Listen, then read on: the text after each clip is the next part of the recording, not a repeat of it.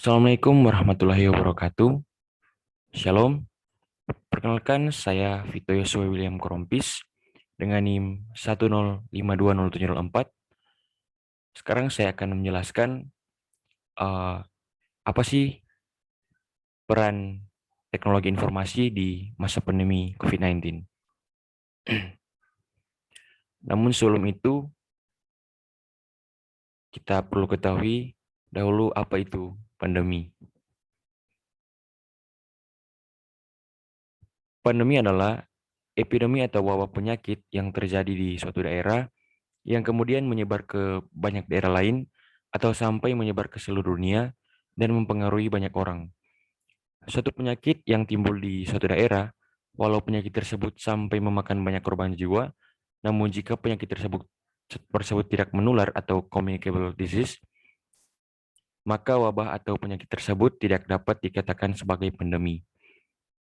Penyakit tidak menular yang juga banyak memakan korban jiwa di dunia, yaitu seperti penyakit diabetes, kanker, jantung koroner, dan lain sebagainya. Kemudian, apa itu pandemi COVID-19 dan mengapa disebut sebagai pandemi?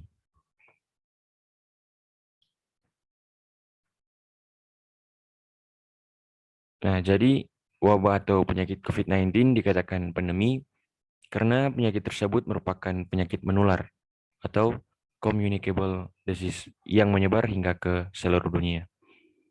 Pandemi COVID-19 merupakan pandemi yang disebabkan oleh coronavirus jenis baru, yaitu SARS-CoV-2, dan wabah COVID-19 atau virus SARS-CoV-2 ditemukan pertama kali di kota Wuhan, Hubei, Tiongkok pada tanggal 1 Desember 2019. Akan tetapi Organisasi Kesehatan Dunia atau WHO menetapkan penyakit tersebut sebagai pandemi, yaitu nanti pada tanggal 11 Maret 2020 karena sudah menular ke banyak orang dan menyebar ke seluruh dunia. Kemudian apa sih dampak dan solusi dari pandemi COVID-19 itu sendiri?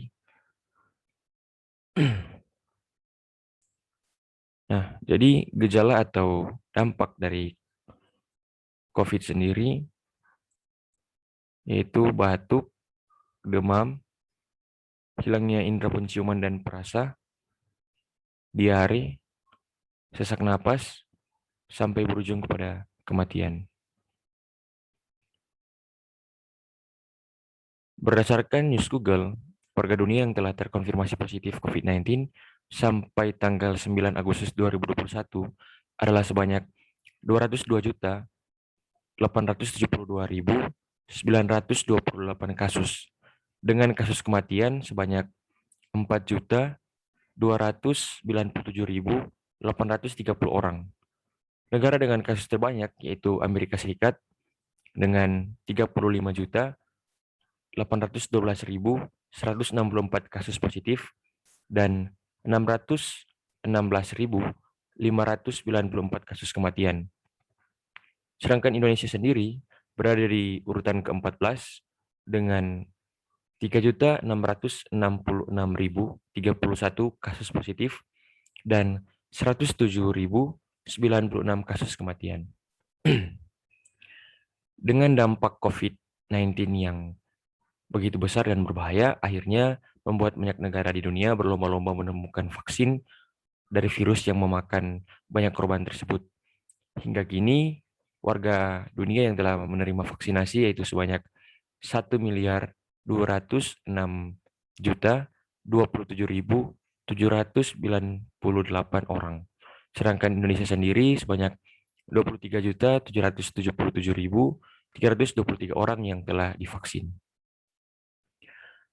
Nah, dan juga ada beberapa kebijakan yang pemerintah lakukan seperti PSBB atau pembatasan sosial berskala besar dan juga PPKM atau pemberlakuan pembatasan kegiatan masyarakat. Dan juga ada prokes atau protokol kesehatan 5M, yaitu menjaga jarak minimal 1,5 meter, memakai masker, mencuci tangan, menjauhi kerumunan, dan mengurangi mobilitas. Nah, dengan dampak COVID-19 yang besar, apa peranan teknologi informasi? Teknologi informasi itu sendiri atau IT merupakan kegiatan atau teknologi yang membantu membuat, mengolah, mengubah, menyimpan, dan menyebarkan atau mengomunikasikan suatu data atau informasi. Selama masa pandemi COVID-19, teknologi informasi berkembang sangat pesat dan canggih. Peran teknologi informasi sangat besar dan begitu berpengaruh di berbagai bidang seperti di bidang ekonomi, bidang kesehatan, dan bidang pendidikan. Nah, pertama kita akan bahas di bidang ekonomi.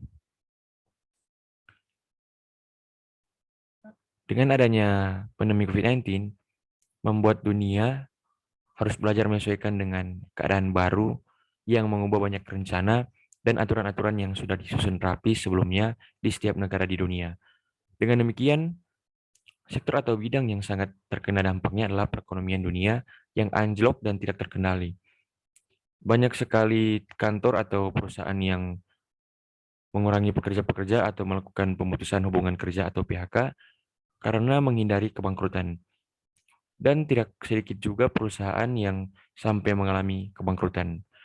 Hal tersebut juga terjadi karena pembatasan-pembatasan yang pemerintah berlakukan dan mengharuskan untuk bekerja dari rumah atau work from home, sehingga mendorong teknologi menjadi lebih canggih karena semua harus serba online atau daring.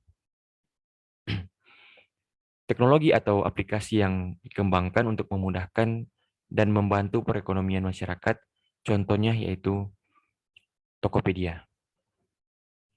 Tokopedia resmi diluncurkan ke publik pada tanggal 17 Agustus 2009 dengan pendirinya yaitu William Tanuwijaya dan Leontinus Alva Edison. Tokopedia merupakan perusahaan perdagangan elektronik atau disebut toko online dengan aplikasi yang menjual berbagai macam produk seperti produk elektronik, pakaian, paket data, pulsa listrik, dan barang-barang keperluan sehari-hari lainnya. Banyak pelaku usaha mikro, kecil, dan menengah atau UMKM yang sangat terbantu dengan adanya Tokopedia karena mereka menjadi mudah untuk menjual dan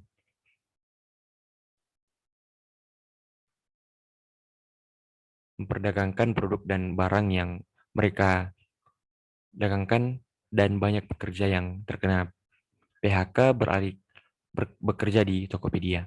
Dengan Tokopedia juga masyarakat menjadi mudah untuk mencari barang atau keperluan yang dibutuhkan. Tidak perlu susah mencari di mall atau supermarket yang juga memakan tenaga dan perlu biaya perjalanan. Di Tokopedia, pelanggan atau pembeli hanya perlu memilih barang yang ingin dibeli, kemudian bayar menggunakan OVO, kartu kredit, BCA ClickPay, Klik BCA, Mandiri ClickPay, Mandiri eCash, BRI ePay, dan BRI Virtual Account. Kemudian bidang kesehatan. Nah, bidang kesehatan yang juga merupakan bidang yang paling terkena dampak dari pandemi ini karena pandemi masyarakat menjadi takut untuk ke rumah sakit dan berkonsultasi dengan dokter ataupun membeli obat-obatan. Bagi mereka yang ingin berkonsultasi dengan dokter atau membeli obat-obatan, bisa dengan menggunakan aplikasi yang dikembangkan oleh anak bangsa yaitu Halodoc. Nah, Halodoc sendiri merupakan teknologi atau aplikasi yang dikembangkan oleh Jonathan Sudarta dengan perusahaannya yaitu PT Media Dokter Investama pada tahun 2016 di Jakarta. Aplikasi yang bergerak di bidang kesehatan ini dapat membantu masyarakat untuk berkonsultasi dengan berbagai macam dokter dari berbagai keahlian secara online atau daring dan juga dapat membeli obat-obatan secara online yang kemudian akan diantarkan oleh Gojek karena Halodoc bekerja sama dengan Gojek yang adalah aplikasi pengantar barang dan penumpang. Gojek juga merupakan aplikasi yang dikembangkan oleh anak bangsa yaitu Nadiem Makarim yang membantu serta memudahkan masyarakat dalam bekerja dan berkegiatan.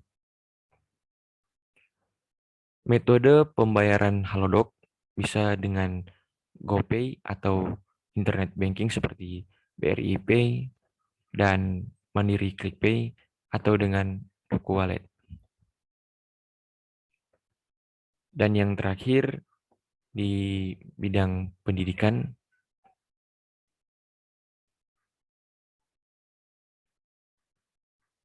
pandemi COVID-19 juga berdampak besar bagi pendidikan di dunia, baik siswa, mahasiswa, ataupun pendidikan lainnya.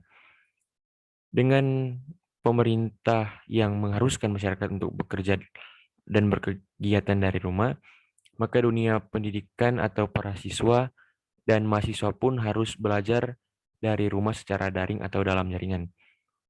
Dengan demikian, banyak sekolah dan universitas di dunia yang menggunakan aplikasi serta situs atau website untuk memudahkan para siswa dan mahasiswa belajar dan membuat tugas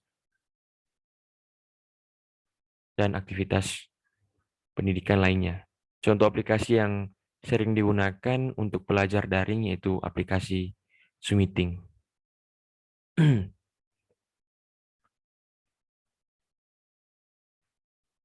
Nah, aplikasi Zoom Meeting ini dikembangkan oleh Eric Yuan pada tanggal 21 April 2011, namun mulai terkenal atau banyak pengguna semenjak adanya pandemi COVID-19. Zoom Meeting merupakan aplikasi yang berfungsi untuk menghubungkan banyak orang secara online, dan aplikasi ini juga dapat memaparkan materi atau pelajaran yang akan dibahas dalam sebuah pertemuan atau meeting. Untuk mendapatkan aplikasi ini sangat mudah, hanya dengan download di Google Play Store atau App Store dan sudah dapat digunakan secara gratis. Nah, selain aplikasi, ada juga situs atau website yang dibuat oleh sekolah atau universitas tertentu untuk membantu dalam proses belajar mengajar. Contohnya seperti yang ada di Universitas Komputer Indonesia, yaitu Learning Management System Unicom atau LMS Unicom yang dapat diakses di https://unicom.ac.id. LMS Unicom merupakan situs atau media pembelajaran daring yang memudahkan proses belajar mengajar para siswa, dari para mahasiswa dan dosen di Unicom. Nah, jadi di LMS Unicom ini dosen sering memberi materi atau tugas-tugas dan para mahasiswa bisa langsung mendownload materi tersebut di LMS dan juga mengupload tugas yang diberikan juga di LMS dan juga absensi juga bisa di LMS tersebut. Oke, mungkin sekian dari saya pemaparan tentang peran teknologi informasi di masa pandemi COVID-19. Semoga bermanfaat dan terima kasih banyak.